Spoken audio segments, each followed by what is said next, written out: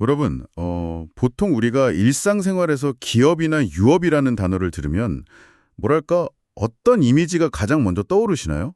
아마 열의 아홉은 그 번듯한 고층 빌딩에 자리 잡은 대기업이나 아니면 주식 포트폴리오 같은 걸 떠올리실 겁니다. 아, 맞아요. 혹은 부모님으로부터 상속받을 짭짤한 부동산, 뭐 이런 거요. 아주 현실적이고 철저하게 물질적인 개념이잖아요. 그렇죠. 현대 사회에서 기업이나 상속이라고 하면 자연스럽게 경제적인 가치, 즉 자본으로 치환되니까요. 네네. 통장의 숫자로 딱 증명되어야 하고 내 이름으로 된 등기부등본처럼 손에 확실히 쥐어져야만 안심이 되는 그런 통제 가능한 자산인 거죠. 사실 인간이 물질적인 자산에 그렇게 집착하는 이유는 결국 내 삶의 통제권을 내가 쥐고 싶어하는 본능과 아주 밀접하게 맞닿아 있습니다. 아, 통제권. 그거 정말 공감되네요. 그런데 오늘 우리가 함께 나눌 이 깊이 있는 탐구에서는 그 익숙한 단어의 의미를 완전히 뒤집어 버리려고 합니다. 완전히 뒤집는다고요? 흥미로운데요? 네, 오늘 깊이 있는 탐구는 특별히 정영기 목사님께서 보내주신 오늘 맥체인 본문을 바탕으로 이야기를 나눌 텐데요. 오늘의 핵심 주제가 바로 우리 기업, 이신 하나님과 백성된 자의 삶입니다. 아, 영적인 유업이군요. 맞습니다. 세상의 유한한 재물이나 변동성 심한 주식이 아니라 온 우주의 창조주이신 하나님, 그분 자체를 우리의 기업, 그러니까 영적인 유업으로 삼는다는 아주 거대하고 파격적인 개념이죠. 정말 차원이 다른 일종의 패러다임 전환입니다. 하나님이 우리의 기업이 되신다는 건 단순히 눈에 보이는 재산을 물려받는 것과는 아예 비교할 수 없는 본질적인 차원의 축복을 의미하거든요. 네, 비교 불가죠. 자신의 가장 큰 자산이자 유업으로 삼은 사람들의 일상은 세상 사람들이 안정감을 찾는 방식과는 완벽하게 다르게 작동할 수밖에 없다는 점입니다. 자, 그럼 이 부분을 한번 본격적으로 파헤쳐 볼까요? 우리가 이 거대한 영적 유업을 제대로 누리려면 먼저 그 유업을 주시는 분, 즉 하나님께서 자신의 백성이라는 조직을 어떻게 운영하시는지 그 작동 방식을 이해해야 할 것 같습니다. 네, 아주 중요한 접근입니다. 정영규 목사님께서 보내주신 오늘 맥체인 본문 중에서 민수기 26장을 보면 광야 시대를 배경으로 한 인구조사 기록이 나오잖아요. 이 작동 원리가 아주 흥미롭게 드러나더라고요. 네, 이스라엘 백성들이 가나안 땅에 들어가기 직전에 광야에서 두 번째로 인구를 계수하는 장면이죠. 사실 고대 사회에서 인구조사라고 하면 보통은 세금을 걷거나 강제 노역을 시키기 위해 사람을 숫자로 환산하는 작업이었습니다. 아, 일종의 칙취를 위한 도구였군요. 그렇죠. 국가 권력이 백성을 통제하고 부려먹기 위한 수단이었죠. 그런데 여기서는 그 목적이 완전히 다르잖아요. 20세 이상으로 전쟁에 나갈 만한 자들을 계수하는데 이건 마치 거대한 기업의 대규모 조직 개편처럼 들렸어요. 네네. 하지만 이윤 극대화나 쓸모없는 인력을 구조조정하는 세상의 방식과는 달랐습니다. 각 지파와 가문을 정확하게 파악하고 그 인구수에 정확히 비례해서 앞으로 얻게 될 땅을 분배하라는 명령이 떨어지거든요. 맞습니다. 인구 비례에 따른 기업 분배죠. 솔직히 말씀드리면 전능하신 하나님께서 굳이 이렇게 엑셀표 짜맞추듯 정확한 숫자와 비율에 집착하시는 게 약간 마이크로 매니징처럼 느껴지기도 했거든요. 왜 이렇게까지 세밀한 질서로 요구하시는 걸까요? 아, 그게 참 이 대목에서 가장 매력적인 부분인데요. 하나님의 구원 역사와 통치가 결코 주먹구구식으로 혹은 힘 있는 자들의 목소리가 큰 무질서 속에서 이루어지지 않는다는 걸 명확히 보여주는 겁니다. 아, 목소리 큰 사람이 이기는 시스템이 아니라는 거군요. 정확합니다. 이스라엘은 이전에 애굽에서 노예였잖아요. 노예에게는 기업이 없죠. 그저 소모품일 뿐이니까요. 하지만 이제 하나님은 그들을 진짜 상속자로 대우하시는 겁니다. 와, 소모품에서 상속자로의 신분 상승이네요. 네, 인구수에 비례해서 땅을 주라는 것은 힘이 세거나 권력이 있다고 더 많은 땅을 독식하는 가나안의 약육강식 시스템을 원천적으로 차단하시는 거예요. 하하, 철저한 공평과 정의군요. 빽이 있다고 더 좋은 땅을 주거나 뇌물을 바쳤다고 넓은 땅을 주는 세상의 부동산 게임과는 아예 룰 자체가 다른 거네요. 맞습니다. 하나님은 모든 사람을 공평하게 대하시며 각자에게 가장 합당한 몫을 주시는 분이거든요. 근데 여기서 흥미로운 건 레위 지파의 경우입니다. 레위 지파요? 걔들은 좀 달랐나요? 네, 이들은 성막 봉사라는 특별한 임무를 맡았기 때문에 물질적인 땅을 기업으로 받지 못합니다. 대신 하나님이 그들의 기업이 되신다고 선언하시죠. 오, 땅 대신 하나님을 직접 받는다. 엄청난 선언인데요? 그렇죠. 이게 오늘 청취자 여러분에게 아주 거대한 메시지를 던집니다. 하나님을 기업으로 삼은 백성이라면 우리의 일상 속에서도 억울한 자가 없도록 공평과 정의를 실천해야 한다는 뜻이죠. 네네. 그리고 눈에 보이는 자산의 크기가 아니라 하나님과의 관계 그 자체가 가장 큰 보상임을 인정해야 한다는 아주 깊은 의미가 담겨 있습니다. 듣고 보니 하나님의 통치 시스템은 정말 완벽한 질서와 공의로 굴러가네요.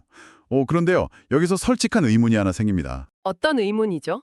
하나님의 그 거시적인 시스템이 완벽하다는 건 이론적으로 너무 잘 이해가 되는데 청취자 여러분도 공감하시겠지만 우리가 매일 발을 딛고 살아가는 미시적인 현실은 꼭 그렇지가 않잖아요. 아, 그렇죠. 현실은 참 냉혹하죠. 네, 내 삶을 들여다보면 억울한 일 투성이고 세상은 지독하게 불공평해 보이고 심지어 아무런 잘못도 없는데 원치 않는 깊은 고통 속에 빠지기도 하거든요. 맞습니다. 질서로 완전히 무너져 내린 것 같은 그 캄캄한 현실 속에서 도대체 이 하나님을 기업으로 삼은 백성은 어떻게 반응해야 하는 걸까요? 그 간극이 바로 모든 신앙인들이 부딪히는 가장 뼈아픈 현실이죠. 이론과 실제의 충돌이랄까요?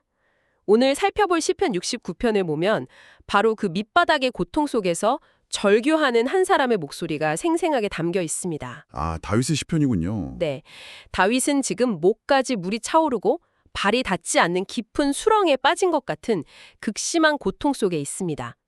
까닭 없이 자신을 미워하는 원수들에게 둘러싸여 억울함을 호소하고 있죠. 시스템의 정의가 전혀 작동하지 않는 것 같은 상황인 겁니다. 진짜 숨막히는 상황이네요. 근데 제가 정말 이해하기 어려웠던 건 그 다음 다윗의 반응이었어요. 어떻게 반응하던가요? 그 절망적인 진흙탕 속에서 다윗이 내가 노래로 하나님의 이름을 찬양하며 감사함으로 하나님을 위대하시다 하리니라고 고백하거든요. 네, 아주 유명한 구절이죠. 여기서 정말 흥미로운 점은 이게 동시에 청취자 입장에서는 가장 실천하기 어려운 점이기도 하다는 거예요.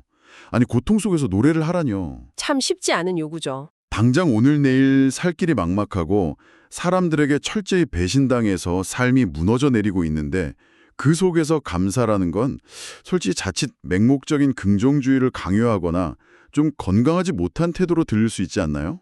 아주 예리한 지적이십니다. 사실 억지로 미소를 지으며 다 잘 될 거야 라고 자기 체면을 거는 건 성경이 말하는 신앙이 아니거든요. 다윗이 그 끔찍한 진흙탕 속에서 감사할 수 있었던 이유는 당장 상황이 기적처럼 나아질 거라는 얄팍한 낙관론 때문이 아닙니다.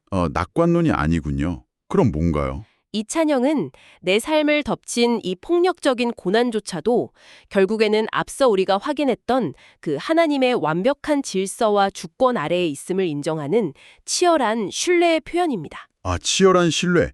그러니까 지금 당장 내 눈앞에 펼쳐진 현실이 지옥 같아도 이 고통이 무의미하게 방치된 에러가 아니라는 거군요. 그렇습니다. 고통스러운 순간들이 결코 버려지는 시간이 아님을 깨닫는 거죠.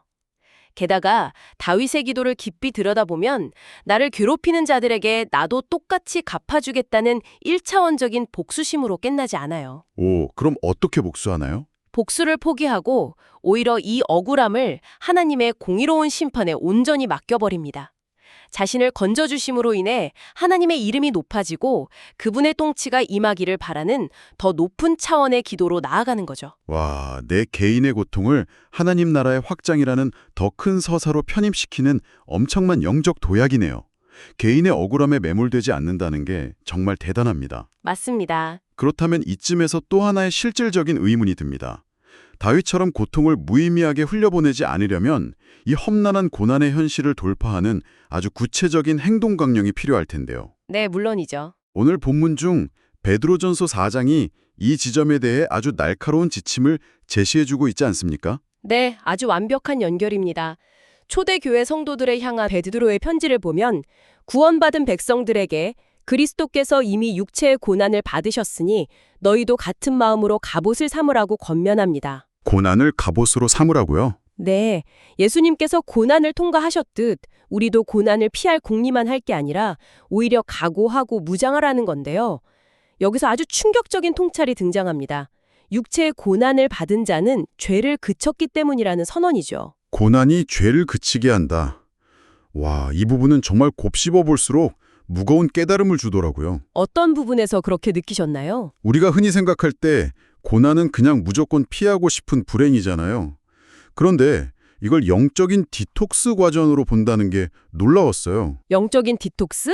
아주 훌륭한 표현이네요. 네, 우리가 편안하고 모든 게 내 맘대로 굴러갈 때는 통장 잔고나 타인의 인정, 성공 같은 세상의 헛된 욕망에 너무나 쉽게 중독되잖아요. 맞습니다. 인간의 본성이 그렇죠. 그런데 정말 뼈를 깎는 고난을 통과할 때는 내 안에 그 얄팍한 찌꺼기들, 의지했던 세상의 줄들이 툭툭 다 끊어지잖아요. 결국 오직 나를 살리실 하나님 한 분만 꽉 붙들게 되니까요. 완벽한 설명입니다.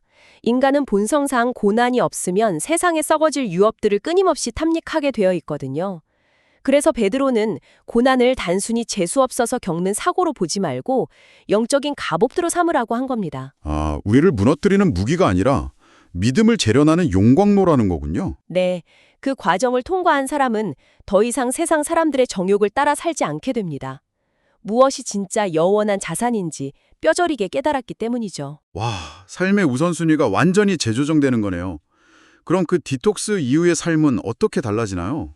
베드로는 이 고난 속에서도 세상을 원망하는 대신 오히려 남은 때를 하나님의 뜻을 따라 살며 뜨겁게 서로 사랑하고 섬기라고 권면합니다. 아니, 나 살기도 바쁜 고난의 한가운데서 타인을 섬긴다고요?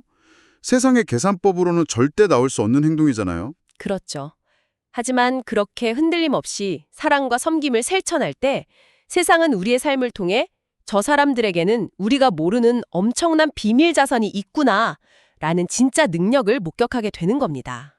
아, 정말 깊은 울림이 있네요.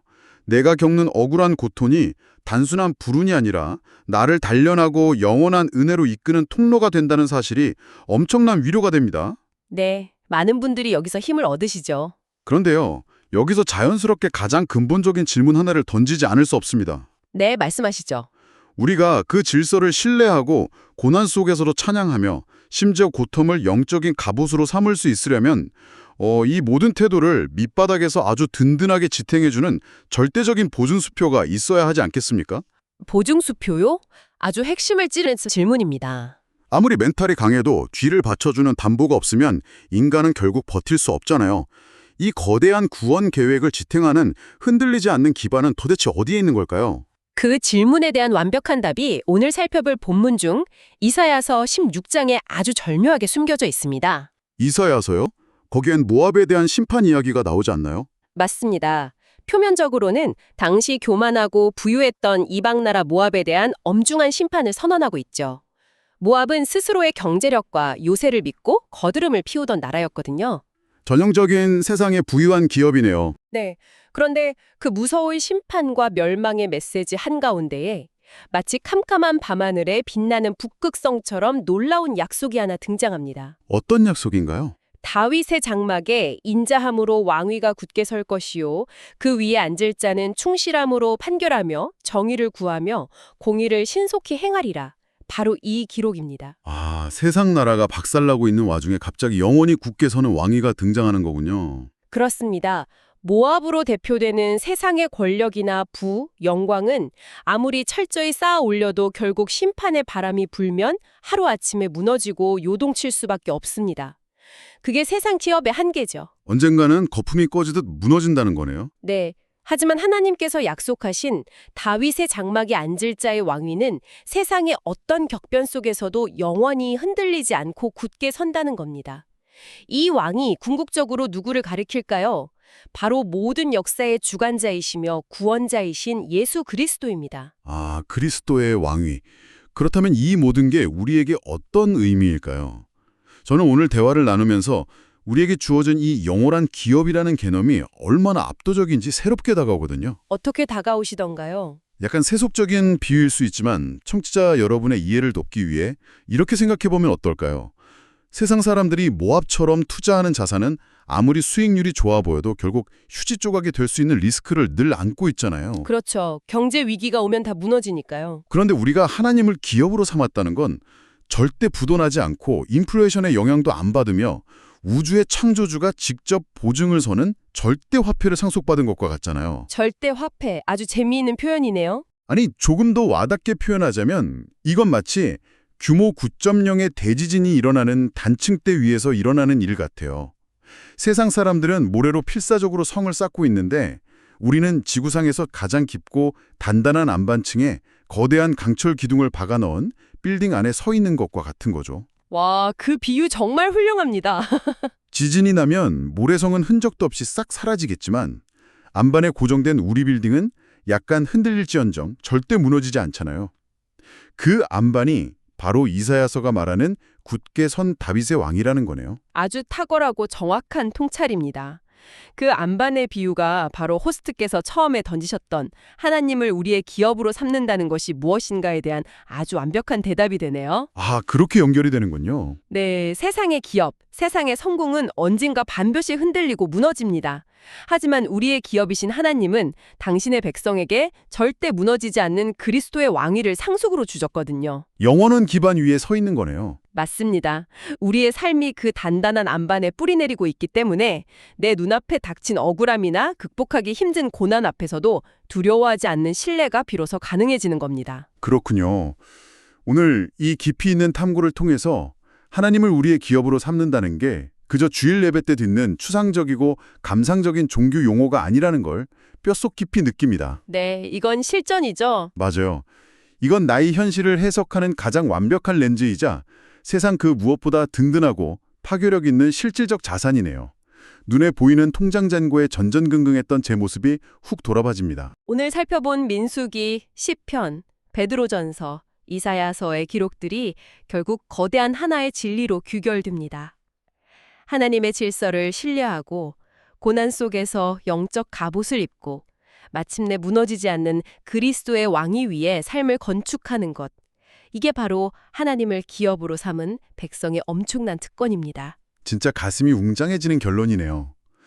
자, 여러분. 오늘 대화를 마무리하면서 여러분의 일상에 묵직한 파문을 일으킬 도발적인 질문 하나를 남기고 싶습니다. 어떤 질문이죠? 오늘 살펴본 오늘 맥체인 본문의 기록들은 하나님께서 우리의 가장 완벽하고 영원한 기업이라고 분명히 선포하고 있습니다. 그렇다면 이미 우주에서 가장 확실하고 절대 무너지지 않는 자산을 공평하게 상속받은 우리는 도대체 왜 오늘 하루 당장 눈앞에 보이는 물질적인 성과가 조금 부족하다고 그토록 불안해하는 걸까요? 아, 전곡을 찌르네요. 남들보다 조금 뒤처진 것 같다고, 직장에서 작은 실패를 겪었다고 세상에 다 무너진 것처럼 두려워할 이유가 없잖아요. 우리는 이미 영원한 유업을 가진 진짜 상속자들입니다. 맞습니다. 이미 모든 것을 가진 자들이죠. 이 거대하고 영원한 기업을 가진 자답게 여러분의 내일은 세상과 어떻게 달라져야 할까요? 무너질 모래성 위에서 불안해하는 삶을 멈추고 영원한 안반 위에 굳게 서서 폭풍 속에서도 노래할 수 있는 그 압도적인 평안을 꼭 누리시길 바랍니다. 오늘 대화가 치열한 일상에 큰 통찰이 되기를 저도 기대합니다. 네, 오늘 여러분과 함께한 깊이 있는 탐구는 여기서 모두 마치겠습니다. 끝까지 함께해 주셔서 감사합니다.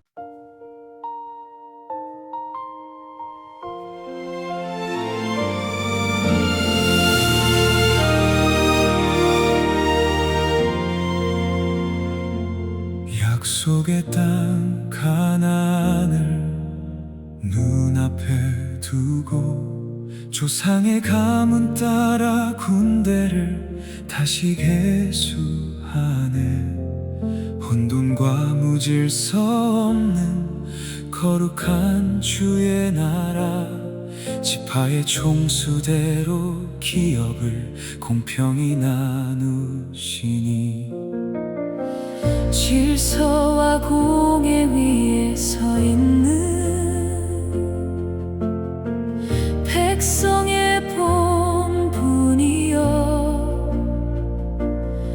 주가 주신 내 몫의 사명을 소중히 지키며 하나님의 거룩한 군대로 오늘을 살아가리라.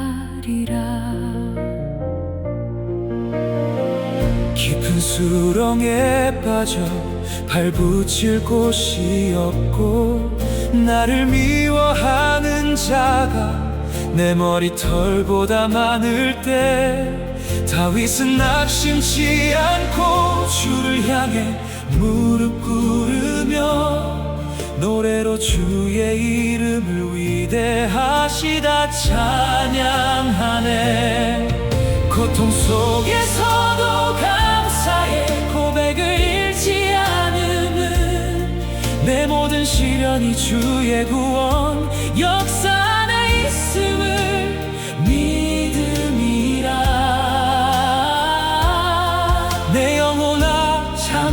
사람이 주님의 신실함을 보라.